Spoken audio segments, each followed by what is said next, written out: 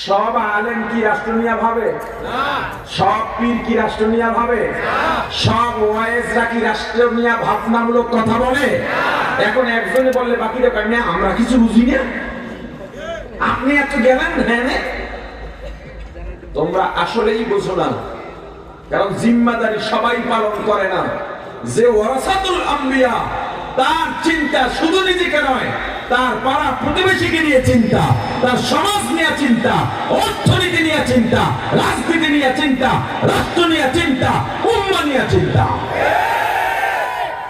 এবার দেখেন, আপনি আলেম না, তবু আলেমের বিরুদ্ধে বলেন, এরপর আলেম আপনাকে কিছু বলে না, আপনি বলেন কেন?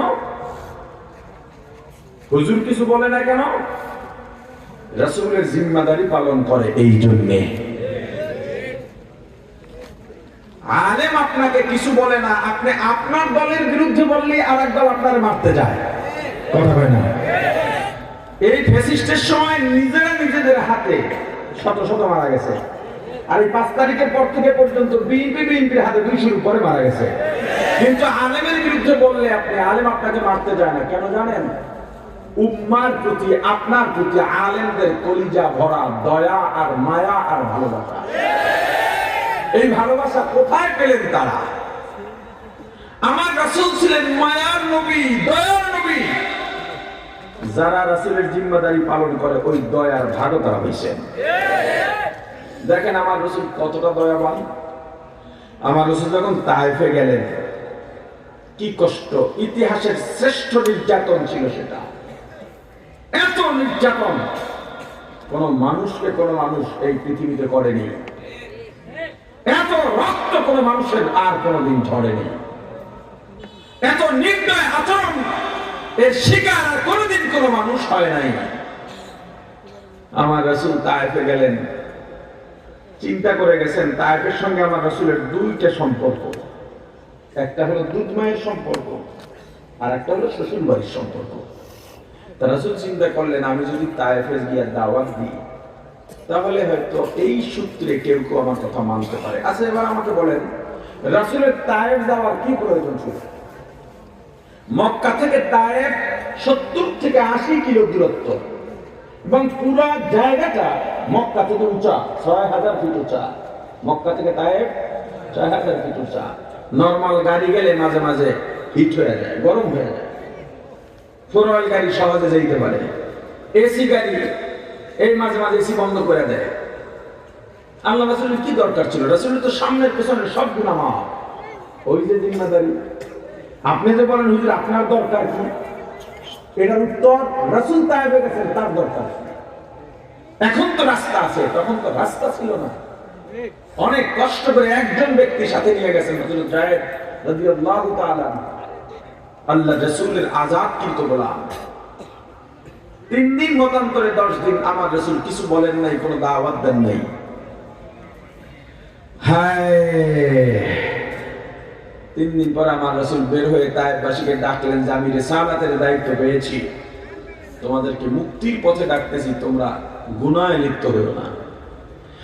তায়েফের প্রান্তরে নবীজি যেদিন দিনের দাওয়াত দিতে যান, সেদিন নবীজি আমার কত আঘাত সহিলেন। এতিম নবীজি সেদিন কত আঘাত সহিলেন, হয়ে অসহায়। তায়েফের প্রান্তরে নবীজি যেদিন দিনের দাওয়াত দিতে যান, যায়েদকে সাথে নিলেন, 3টে দিন দাওয়াত দিলেন। একটা কাফের দিন করল না কবুল, যায়েদকে সাথে নিলেন, 3টে দিন দাওয়াত দিলেন। একটা কাফের দিন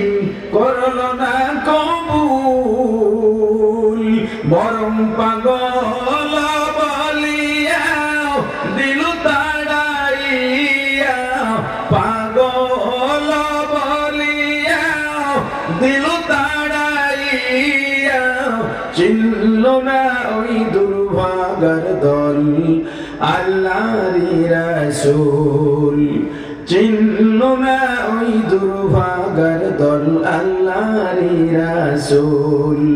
সেদিন নিরাশ হয়ে নবীজি আসতেছিলেন ফিরিয়া, হয়ে অসহায়। তায়েফের প্রান্তরে নবীজি যেদিন দিনের দাওয়াত দিতে যান, চতুর্দিক থেকে কাফেররা দুষ্ট ছেলেদের লেলিয়ে দিল, এই যে আমাদের শত্রু পাগল, তাকে চতুর্দিক থেকে পাথর মেরে মেরে তায়েফের বাইরে বের করে দাও। আমার রাসূলের সঙ্গে শুধু হযরত যায়েদ রাদিয়াল্লাহু তাআলা আনহু লিডারদের হুকুম পেয়ে যুবক জওয়ান ছোট ছোট বাচ্চারা পর্যন্ত আমার রাসূলের দিকে পাথর নিক্ষেপ করে। হযরত যায়েদ রাদিয়াল্লাহু তাআলা আনহু একজন মানুষ কয় দিকে যাবেন, কয় দিক ফিরাবেন, ডান দিক গেলে পিছন আর বাম দিক থেকে আমার রাসূলের গায়ে পাথর পড়ে, বাম দিকে গেলে ডান আর পিছন থেকে পড়ে, পিছনে গেলে ডান বাম দিক থেকে পড়ে। এক একটা পাথর আমার রাসূলের শরীরের মধ্যে পড়ে, সঙ্গে সঙ্গে এত সুন্দর আমার রাসূলের দেহ, যেখানে পড়ে ফুটা হয়ে ফিনকি দিয়ে রক্ত বের হয়ে যায়। হযরত যায়েদ রাদিয়াল্লাহু তাআলা আনহু আক্রান্ত হন। আমার রাসূলের চতুর্দিক থেকে পাথর পড়তে পড়তে সারা শরীর রক্তে রঞ্জিত হয়ে যায়।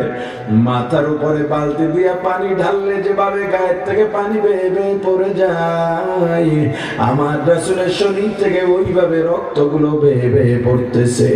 পায়ের মাথা দিয়ে জমিনে যায়, আর কিছু রক্ত জুতা আর পায়ের মধ্যে আটকে দেয়, জমাটকে। আমার রাসূল হাঁটতে পারেন না, দুর্বল হয়ে গেছেন। এই সময় কাফেররা পিছন থেকে ধাক্কা দিয়া যাতে দ্রুত আমার রাসূল হেঁটে যান, গালাগালি করে আর ধাক্কা দিয়া বলে তাড়াতাড়ি বের হও। আমার রাসূল ওই ধাক্কা সহ্য করতে পারেন না, ধাক্কা দেওয়ার সাথে সাথে উপর হয়ে জমিনে পড়ে যান। আবার কোনো মতে হামাগুড়ি দিয়া ওঠার চেষ্টা করেন, উঠবেন, এখনো সোজা হয়ে দাঁড়ান না। এমন সময় আবার ধাক্কা দিয়ে আমার রাসূলকে জমিনের মধ্যে ফেলে দেয়। এইভাবে আমার রাসূলকে এত ক্লান্ত করে ফেলে, আমার রাসূল হযরত যায়েদ রাদিয়াল্লাহু তাআলা আনহুর কাঁধে ভর দিয়া কোনো মতে তায়েফের সেই ঐতিহাসিক পাথরের পাদদেশে গিয়ে বসেন, আল্লাহর দরবারে হাত বাড়ায় দেন। ও আল্লাহ, আপনি তাকায় দেখেন, আপনি সাক্ষী থাকেন। ওরা বলছে আমি দুশমন, আমি পাগল। আমি পাগল না, আমি দুশমন না, আপনার রিসালাতের দায়িত্ব নিয়ে আসছি। ইতিমধ্যে জিবরাইল এলেন, হুজুর আপনার কান্নায় আসমানের সমস্ত ফেরেশতারা কাঁদে। পৃথিবীতে দুইবার, জীবনে দুইবার পৃথিবীর সমস্ত ফেরেশতারা কেঁদেছে। একবার কেঁদেছে পয়গম্বর ইব্রাহিম আলাইহিস সালাতু ওয়াস সালাম, নিজের সন্তান ইসমাইলকে যখন ছুরির তলে শোয়া দিছে, তখন আসমানের সমস্ত ফেরেশতারা কেঁদেছে আর বলেছে, আল্লাহ ইসমাইলকে বাঁচান, বাঁচান। যদি বাবার হাতে সন্তান জবাই হয়ে যায়, পৃথিবীতে একটা কলঙ্কজনক ইতিহাস রচিত হবে। আর একবার সমস্ত ফেরেশতারা না শুধু আসমান কেঁদেছে, জমিন কেঁদেছে, নদী নালা কেঁদেছে, গাছপালা কেঁদেছে, পশু পাখি কেঁদেছে, ফেরেশতারা কেঁদেছে, যখন আমার রাসূলকে তায়েফের ময়দানে কাফেররা কষ্ট দিয়েছে। আমার রাসূল বললেন, না না, কত মায়ার নবী, কত দয়ার নবী, ওদেরকে মেরো না, ওদেরকে ধ্বংস করো না, ওরা আমাকে চেনে না। যদি আমাকে চিনত, মাথায় তুলে ঘুরতো। ওরা চেনে নাই, পরে চিনবে। ওরা না চিনলে ওদের পরবর্তী প্রজন্ম চিনবে। এই যে মায়া।